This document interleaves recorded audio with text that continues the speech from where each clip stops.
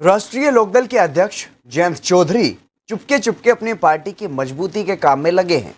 जमीनी स्तर पर पार्टी को मजबूत करने के लिए जयंत चौधरी ने एक और बड़ा फैसला लिया है, जिसके बाद अब ये माना जा रहा है कि वो बसपा के वोटरों में सेंधमारी की कोशिश कर रहे हैं। यानी कि मायावती को पश्चिमी यूपी में अब बड़ा झटका देने की तैयारी जयंत चौधरी कर रहे हैं। लेकिन कैसे, ये इस रिपोर्ट में आप देखिए।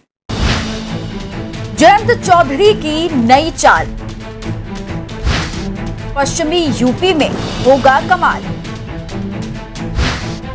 जयंत के जाल में फंस जाएंगी मायावती।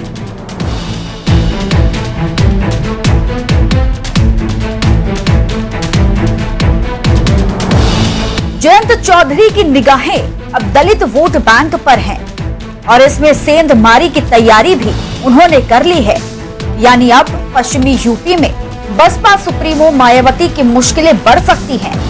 विधानसभा चुनाव 2022 में जयंत चौधरी बड़े नेता बने और पश्चिमी यूपी में अपनी पार्टी आरएलडी का दबदबा कायम कर पाने में सफल रहे।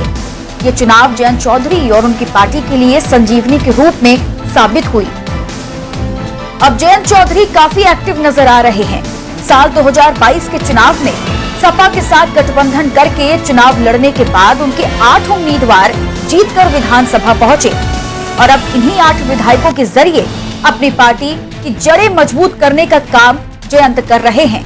और एक बड़ा दाव अब जयंत चौधरी ने चल दिया है, जिसका सीधा असर दलित वोट बैंक पर पड़ेगा, क्योंकि पश्चिमी यूपी में 20% से ज्यादा दलित वोट है और इस वोट बैंक पर बसपा का कब्जा रहता है। लेकिन इस बार बसपा को कोई खास सफलता प्रदेश में नहीं मिली। अब जयंत बसपा की वोट बैंक में सेंधमारी की कोशिश कर रहे हैं। एक पत्र जयंत चौधरी ने अपने विधायक दल के नेता राजपाल बालियान को लिखा, जिसमें उन्होंने कहा कि हमारा मानना है कि जब तक समाज के कमजोर वंचित तबके तब अधिक से अधिक सरकारी योजना का लाभ ना पहुंचे, तब तक बड़े सामाजिक सुधार और सकारात्मक परिवर्तन संभव नहीं है। इसी उद्देश्य से मैंने विचार किया है कि हमारे दल के विधायकों की जो क्षेत्रीय विकास निधि है, उसका 35% से ज्यादा आप सभी अपने क्षेत्र में अनुसूचित जाति वर्ग के कल्याण के लिए खर्च करेंगे। बता दें, आरएलडी ने साल 2022 का विधानसभा चुनाव सपा के साथ मिलकर लड़ा। अब विधानसभा में आरएलडी के कुल 8 विधायक हैं और इन्हीं 8 विधायकों के जरिए जयंत चौधरी अपनी पार्टी का जनाधार बढ़ाना चाहते हैं। इसलिए उनकी नजर दलितों पर है। पार्टी का मानना है कि जाट और दलित अगर एक हो जाएंगे तो पार्टी को भविष्य में अच्छे परिणाम देखने को मिलेंगे। आरएलडी अध्यक्ष ने विधानसभा में दलितों और पिछड़े वर्ग के मुद्दों को लगातार सदन में उठाने का निर्देश दिए हैं। इसके अलावा दलितों के उत्पीड़न पर पैनी नजर रखने और उन्हें न्याय दिलाने का प्रयास करने के लिए भी कहा है।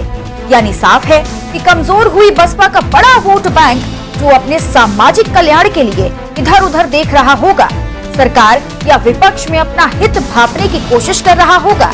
अब इसी गर्म लोहे पर जयंत ने ये जोरदार हथौड़ा मारने का काम किया है। लेकिन ये देखना होगा कि 2024 तक इस कदम का क्या फायदा रालोद को होगा। Bureau report, R9 news.